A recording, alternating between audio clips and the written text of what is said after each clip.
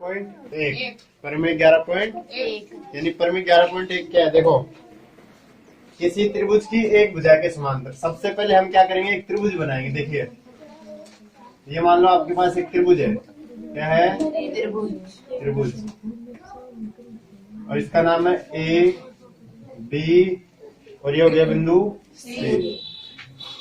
किसी त्रिभुज की क्या हो रहा है, किसी त्रिभुज की एक भुजा के समांतर खींची गई। जैसे मान लो देखो इस भुजा के समांतर एक रेखा खींची जा रही है डीई, इसका नाम क्या है, डीई, यानी ये भुजा इसके समांतर हो गई। खींची गई रेखा त्रिभुज की शेष दो भुजाओं को प्रतिच्छेद करे। प्रतिच्छेद कर रही है ना, ए बी को तो डी पर कर रही है और ए सी को ई पर प्रतिच्छेद कर रही है। तो यह दोनों भुजाओं को समान अनुपात में भी क्या करती है, विभाजित करती है। ये सिद्ध करना है इसमें, हेल्सपर में है। देखो दिया गया, सबसे पहले तो जो दिया गया वो लिखेंगे। दिया गया क्या है, देखो इसमें त्रिभुज ए बी सी में बीसी के समांतर है डीई रेखा। ठीक है, समझ आ गया। सिद्ध करना है हमें,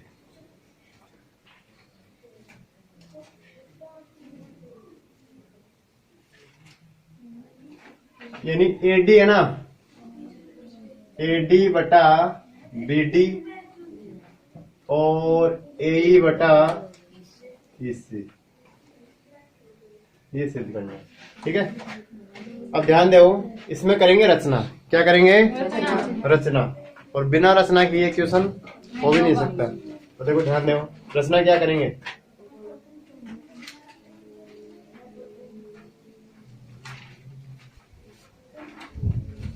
ये ई बिंदु है ना, इस ई बिंदु से यहाँ पर मैं लंब डालूंगा किसके ऊपर, ए बी के ऊपर। ये लंब डल गया। ठीक है, इधर से ये लंब डाल दिया तो ये हो गया, ये तो हो गया एफ और इसको मान लो एच। ठीक है, ये दोनों लंब डल गए। मतलब देखो ई एच है ना, ई एच लंब है किसके ऊपर, ए बी के ऊपर। किसके ऊपर है, ए बी के ऊपर। और इधर डी एफ लंब है किसके ऊपर, बी सी के ऊपर। और इनको है ना, डी को तो किससे मिला दूंगा, सी से, तथा डी को सी से व ई को किससे मिला दूंगा, ई को बी से मिलाया। ठीक है भाई, अब समझो। देखो इसमें इसकी उत्पत्ति,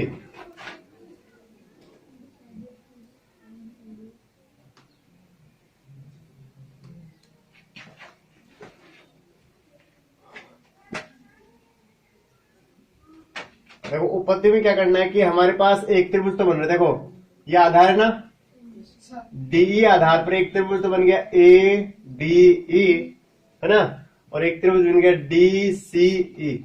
एक साइड वाले त्रिभुज लेंगे ये, देखो एक साइड के त्रिभुज। ठीक है, मतलब देखो ए के आधार के ऊपर बन रहे हैं और समांतर रेखाओं के बीच में स्थित है। तो ए के आधार और समांतर रेखाओं के बीच में स्थित त्रिभुज क्षेत्रफल में क्या होते हैं, बराबर होते हैं। क्या होते हैं, बराबर। तो देखो यहाँ पर ये त्रिभुज कौन सा, त्रिभुज ए डी ई, यानी ऐसे लिख सकते हैं इसको कि एरिया त्रिभुज ए डी ई बराबर एरिया त्रिभुज कौन सा हो जाएगा, डी ई सी, डी ई सी। क्योंकि ए के आधार और समांतर रेखाओं के बीच में स्थित है, इसलिए इनका क्षेत्रफल क्या होगा, बराबर। अब देखो हम इसको ऐसे भी लिख सकते हैं ना, एरिया त्रिभुज ए डी ई बटा एरिया त्रिभुज डी ई सी। अब त्रिभुज का क्षेत्रफल होता है 1/2 आधार गुणा ऊंचाई। इसका भी सेम हो जाएगा, 1/2 आधार गुणा ऊंचाई। ठीक है, अब देखो ध्यान दो, 1/2 ऐसे कैसे आ गया,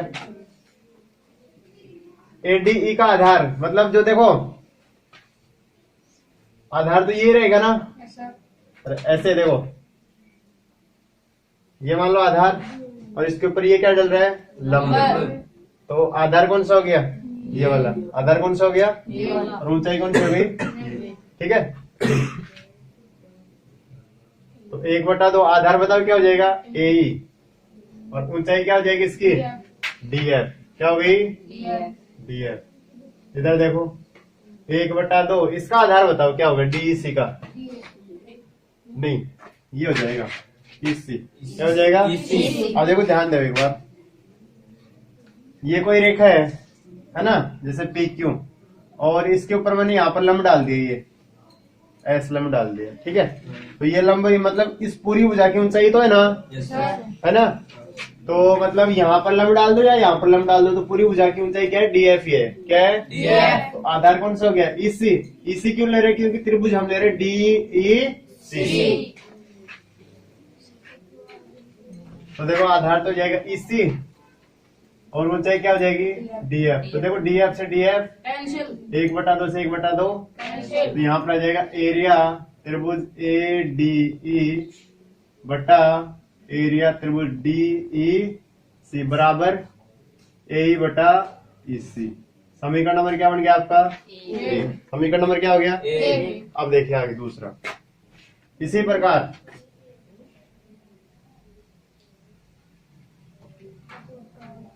देखो इस साइड का त्रिभुज लिया ना, अब कौन सा लेंगे, ये वाला। तो देखो त्रिभुज कौन सा आ जाएगा, पहले एरिया त्रिभुज ADE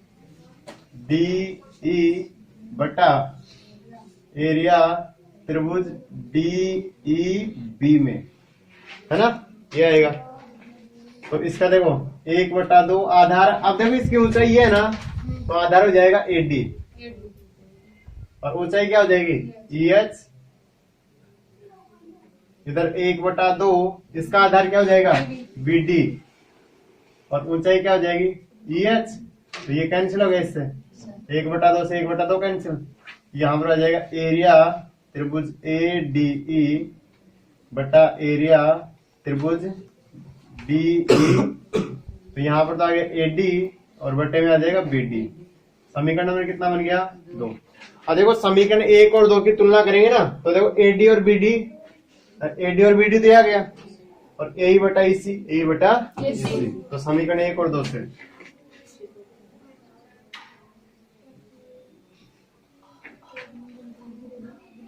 AE बटा EC और AD बटा BD, ये क्या हो गया, सिद्ध हो गया, ठीक है।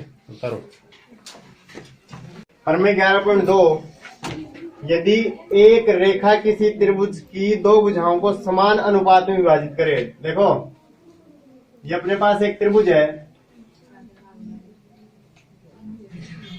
AB और ये C, ठीक है। अब इसमें क्या है कि एक रेखा त्रिभुज की दो भुजाओं को समान अनुपात में विभाजित करती है। जैसे मान लो ये है DE रेखा, कौन सी रेखा, DE रेखा। इन दोनों भुजाओं क्या कर रही है, समान अनुपातों में बांट रही है, मतलब ये भाग इसके बराबर और ये भाग इसके बराबर, यानी समान अनुपात हो गया, ठीक है। तो यह तीसरी भुजा के समांतर होती है, किसके, इस भुजा के समांतर। मतलब देखो पर में जो 10.1 थी ना, 11.1, उसका विलोम है, 11.1 का विलोम। यहाँ पर प्रश्न में जो मतलब दिया हुआ त्रिभुज ABC में AD बटा BD और AE बटा EC ये दिया हुआ है, ठीक है। अब सिद्ध क्या करना है,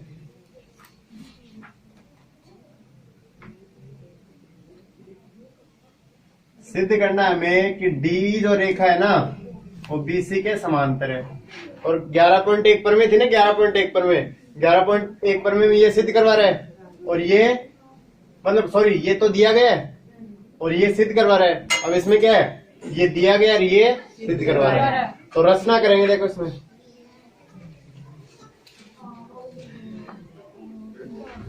ये जो D बिंदु है ना, इस D बिंदु से मैं एक रेखा खींचता हूं, जैसे मान लो DF, DF कि डी एफ किसके समांतर है, बीसी के समांतर रेखा खींचिए।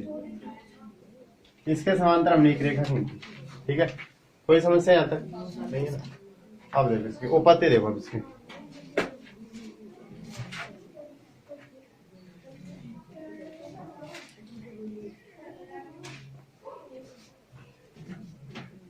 देखो, सबसे पहले तो ए डी बटा बी डी बराबर ए ई बटा ई सी, समीकरण नंबर 1। ये प्रश्न में दिया है, दे रखा है नहीं ये मान दे रखा है ना। सर। दूसरा,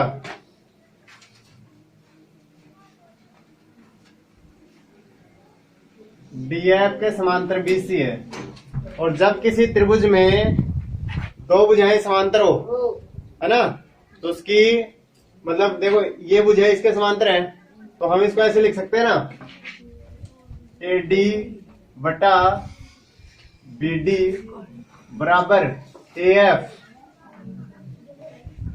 बटा क्या आ जाएगा, एफ सी, समीकरण नंबर आ गया समझ में। Yes sir. अरे देखो, जैसे 11.1 पर में ये भुजा इसके समांतर थी, तो यहाँ पर ए डी बटा क्या आया, बी डी, और ए आया था ना। लेकिन अब ये डी एफ है ना, डी एफ किसके समांतर है, बीसी के समांतर, तो यहाँ पर ए एफ भुजा हो गई और ये हो गई एफ सी, ठीक है। अब समीकरण 1 और 2 की तुलना करेंगे ना, समीकरण 1 व 2 से एडी बटा बी डी कैंसिल, तो इधर तो बच गया अपने पास ए बटा ई सी, और इधर आ गया ए एफ बटा एफ सी आ गया, ठीक है। कोई समस्या। अब देखिए क्या करना है, हमें ये करना है कि इसमें जो ईसी भुजा है ना, ईसी भुजा ये एफ सी के अनुपात में आ जाए या फिर इसके मान के बराबर आ जाए, ठीक है। तो देखो क्या करना है, इस समीकरण, ये जो आपके पास समीकरण दे रखा है ना, इसके दोनों तरफ क्या जोड़ देंगे, एक एक। देखो दोनों तरफ एक जोड़ने पर ए बटा ई सी प्लस 1, ए बटा एफ सी प्लस 1, और इसका लैसा पे कितना आ गया, ई सी, तो ये हो जाएगा ए प्लस ई सी, और ये आ गया एफ सी, तो A F plus F C, A plus E C, A plus E C से कौन सी भुजा बन गई, ए सी, कंप्लीट भुजा, ए सी बटा ई सी, और A F plus F C, A F plus F C से भी कौन से बन गई, ए सी, और ए सी से ए सी कैंसिल, तो हम इसको पलट कर लिख सकते हैं, ई सी बराबर एफ सी, ये आ गया। अब देखो इसका मतलब क्या हो पता है, कि जैसे इसका मान है ना यहाँ से यहाँ तक है 5 सेंटीमीटर है, तो इसका मान भी कितना है, 5 सेंटीमीटर, कितना है, 5 सेंटीमीटर, क्या है, अब 5 सेंटीमीटर, तो ये मतलब क्या हो गई, ये दोनों बिंदु है ना संपाती है, क्या है, संपाती का मतलब ये हो गया कि जैसे एक रेखा जा रही है तो इसके पीछे पीछे दूसरी रेखा भी उसी के ऊपर से गुजर रही है, ठीक है। तो ये दोनों मान क्या है, बराबर है, तो इसका मतलब है जो डी एफ रेखा है ना इसके समांतर है, तो डी रेखा भी क्या हो जाएगी, इसी के समांतर हो जाएगी कि नहीं, क्यों हो जाएगी, क्योंकि ये मान दे रखा है ना यहाँ पर, तो हम यहाँ पर लिखेंगे, देखो अतः ई व एफ संपाती बिंदु है, या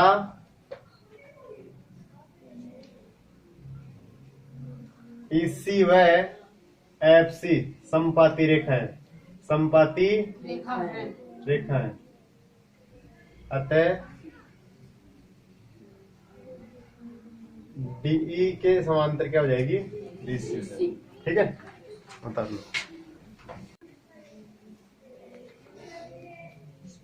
देखो एग्जाम्पल नंबर 1, प्रश्न में दिया गया है कि त्रिभुज एबीसी में डी के समांतर बीसी रेखा है, और एडी बटा बी डी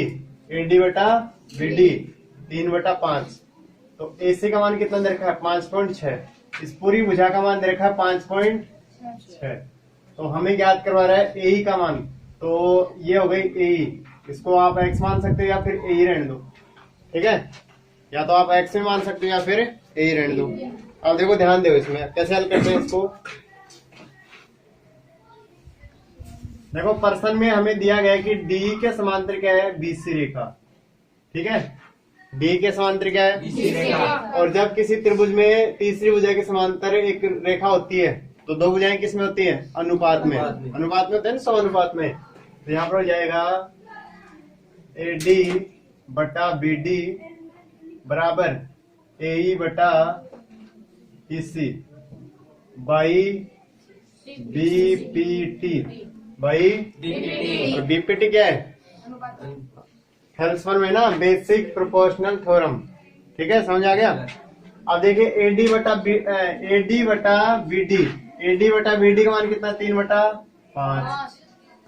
ए का मान ज्ञात करना है, और ईसी यहां तक है ना, पूरी भुजा का मान 5.6 है। 5.6 में से अगर मैं मान लो ए को घटा दूं ना, किसको घटा दूं, ए को, तो क्या बच जाएगी, इसी बच जाएगी, नहीं बच जाएगी। अरे जैसे इसका मान 10 है ना, तो अगर मेरे को इसका मान 8 निकालना है, कितना निकालना है, 8, तो इसमें से कितना घटाऊंगा, 2 घटा दूंगा, तो वही बात है यहाँ पर। अब इसको वज्र गुणा कर दो, देखो 5 ए बराबर ये इसके साथ गुणा होगा तो कितना हो जाएगा, देखो 18 16 जाएगा ना, 16 माइनस 3 ए, अब पक्षांतरण करो, 5 ए प्लस 3 ए बराबर 16.8, तो कितना हो गया, 8 ए बराबर है 16.8, तो ए बराबर देखो 8 दूनी तो 16 और 8 एकम, तो ए का मान कितना आ गया, 2.1। एग्जाम्पल 2, देखो ये आकृति देखते त्रिभुज ए बी सी, त्रिभुज ए बी सी में डी के समांतर कौन सी रेखा है, बीसी, कौन सी है, बीसी। और इसमें एडी का जो मान है, यहां से यहां तक एडी का मान कितना है, एक्स, बीडी का जो मान है वो कितना है, x माइनस 2, और ए का मान ये कितना है, x प्लस 2, और इसी का मान है x माइनस 1, ये मान दे रखते हैं इसमें, ठीक है। तो देखो त्रिभुज ए बी सी में डी के समांतर कौन सी रेखा है, बीसी, डी के समांतर कौन सी रेखा है, बीसी। और जब ये दो भुजाएं क्या हो जाए, समांतर हो जाए ना, इसमें त्रिभुज के अंदर समांतर रेखा आ जाए तो क्या होगी, वो हेल्सफल का प्रयोग हो जाएगा।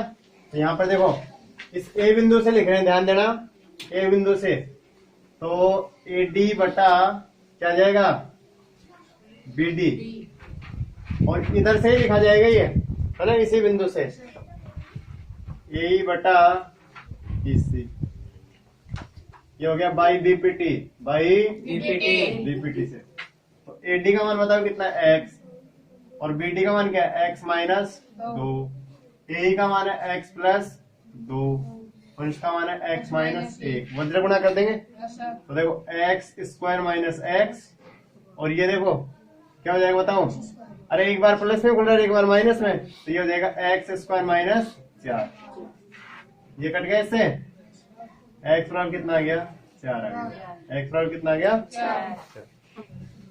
एग्जाम्पल 3, देखो एबीसीडी एक समलंब चतुर्भुज है जिसमें एबी के समांतर डीसी रेखा है, इसके समांतर ये रेखा हो गई, एडी व बीसी पर, एडी पर तो कौन सी रेखा है, एक कौन सा बिंदु है, ई बिंदु, कौन सा बिंदु, ई बिंदु, और बीसी पर है एफ बिंदु। इस प्रकार स्थित है कि ई एफ है ना, ई एफ, इसको मिलाएंगे तो ये बन जाएगी ई एफ, क्या बन गई, और ये किसके समांतर हो जाएगी, ए बी के समांतर हो जाएगी, किसके समांतर हो जाएगी, ए बी के समांतर। अब सिद्ध करना है इसमें हमें कि ए है ना, ए ये बुझा, ए किसके अनुपात में आना चाहिए, ईडी के अनुपात में, और बी एफ किसके अनुपात में आना चाहिए, एफ सी के अनुपात में। तो देखो इसमें रचना कर दो, एक क्या करेंगे, रचना, और रचना में क्या करेंगे, देखो समलंब चतुर्भुज का जो विकर्ण है ना वो खींच दो। ये क्या खींच दिया गया, इसका विकर्ण क्या खींच दिया। और मान लो विकर्ण है ना ओ बिंदु पर एक दूसरे क्या कर रहे हैं, प्रतिच्छेद कर रहे हैं। तो यहाँ पर लिखेंगे बीडी विकर्ण खींचा, बीडी विकर्ण खींचा। ठीक है, अब समझो, देखो उपपत्ति इसकी।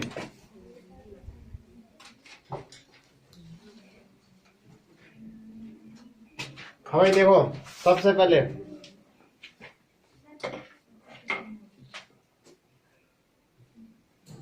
ये त्रिभुज बन रहा है कौन सा, ए बी डी।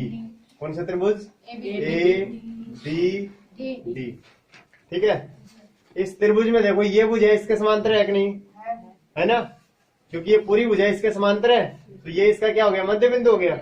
और मध्य बिंदु प्रमेय के अनुसार ये भुजा इसके समांतर। तो देखो यहाँ पर त्रिभुज ए बी डी में ओई भुजा किसके समांतर है, ए बी के समांतर। किसके समांतर है, ए बी के समांतर। समझ आ गया।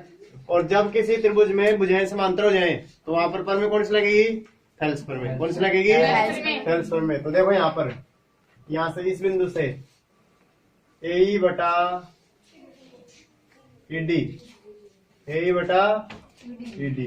समझा गया। अब एक चीज और बता देता हूँ, जैसे ये आधार यहाँ से बनाए तो यहाँ से लेंगे अगला बिंदु, ऐसे नहीं कि ए बटा ईडी और ए बटा डीई और फिर आपने यहाँ पर लिख दिया डीओ बटा ओबी, गलत हो जाएगा प्रश्न। ठीक है, यहाँ से लेंगे तो ये हो जाएगा बीओ बटा ओडी। ये समीकरण नंबर हो गया 1 बाई बीपीटी बाई बीपीटी। ठीक है, अगला दूसरा त्रिभुज कौन सा बन रहा है इसमें, त्रिभुज बीसीडी में। अब बीसीडी में देखो ओएफ है ना, ओएफ किसके समांतर हो गई, डीसी के। किसके समांतर हो गई, डीसी के। क्यों हो गई, क्योंकि ये भुजा इसके समांतर है ना, है ना, और ये भुजा इसके समांतर है। तो जब दो भुजा आपस में समांतर तो तीसरी भुजा उसके समांतर हो जाएगी। तो देखिए इसमें लेंगे ये भुजा पहले, बी एफ बटा एफ सी बराबर बीओ बटा ओडी, समीकरण number by BPT by BPT. अब समीकरण 1 और 2 की तुलना करेंगे ना, समीकरण 1 व 2 से। तो देखो ये कैंसिल हो गया आपस में, तो ए बटा क्या आ जाएगा, ईडी आ जाएगा, और बी एफ बटा क्या आ जाएगा, एफ सी। ये हो गया सीधे।